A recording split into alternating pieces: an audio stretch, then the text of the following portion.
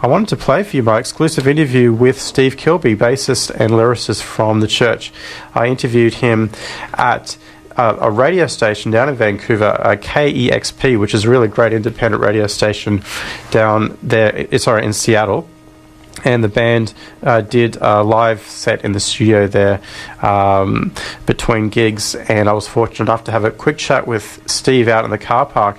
And I asked him a question from left field, not directly about music, but more about yoga, about his long-standing yoga practice, which he's been quite vocal about on his blog, of having had a great effect on his life and his productivity, his musical productivity and general well-being. And you'll hear what he has to say about the idea of longevity. He's now in his 50s, and I can definitely say from seeing this man on stage, there's a lot of strength and endurance that he is demonstrating. So here's an interview with Steve Kilbey from The Church. I went and did some classes in Balmain in Sydney, and I used to go once or twice a week, and I did a few yoga things. I kind of practiced on my own kind of badly, and then I sort of practiced a bit on and off throughout the years. Then about 10 years ago I started going to some classes every day, and then I started practicing every day, and now I practice once or sometimes on the road twice a day. And I sort of I have very few excuses why I don't do yoga. If I'm really wasted or hungover, or if I'm sick, or I really have some other thing, but normally I only miss like probably 10 days a year. So I do it every day. Wow. And so in Bondi, you live in Bondi Beach? Yeah, I do, And be able to swim as well and incorporate that into... I swim laps in the sea pool and do yoga, and I think the two of those things go nicely together as a sort of overall sort of toning up for people. Yeah. And on a deeper level, do you find the philosophy behind yoga and the transcendental quality of the knowledge might inform some of your music or way of thinking, or is it coincidental? I think there is a philosophy behind yoga, which I've also, by reading the Bhagavad Gita and reading the Mahabharata and reading the Srimad Bhagavatam and other Hindu kind of books, I do appreciate the philosophy behind yoga. But also just physical hatha yoga itself, if practiced every day, it will start to improve whatever you do. I'm convinced.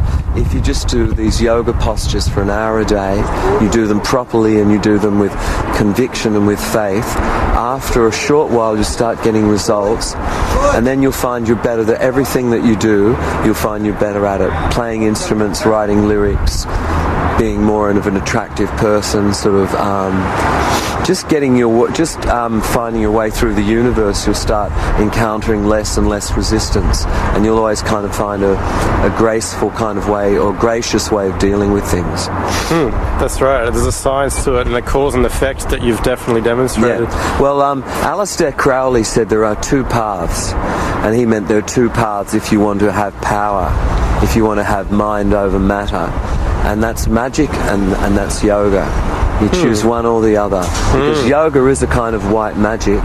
And practice the yoga postures. Just have a look at the people who teach yoga. Look at someone who's been teaching yoga for 15 years, and you watch how light they are on their feet. You watch how graceful they are. They're like a cat.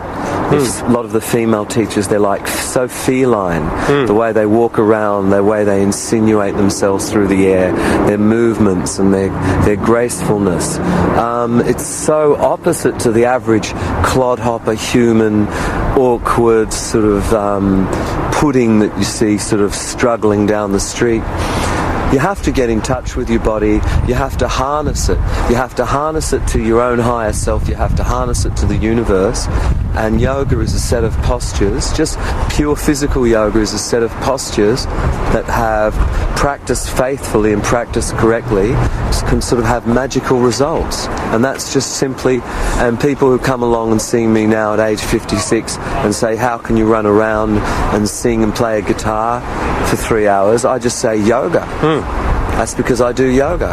I can now do that, and I sort of I like to show off all the suppleness it's given me, not so much to show off myself, but to sort of proselytize the incredible thing of yoga, because I can sort of go up and down and up and down and up and down with my knees. But you look at most geezers of my age and their knees have given out. They can't do stuff like that. So it's all if you want to take this body and sort of get the most out of it on every level. Yoga's working on every level. I was doing some yoga on a beach and some girls came up and said, "Excuse me, are you doing yoga or Pilates? And can you advise us which one we should do?"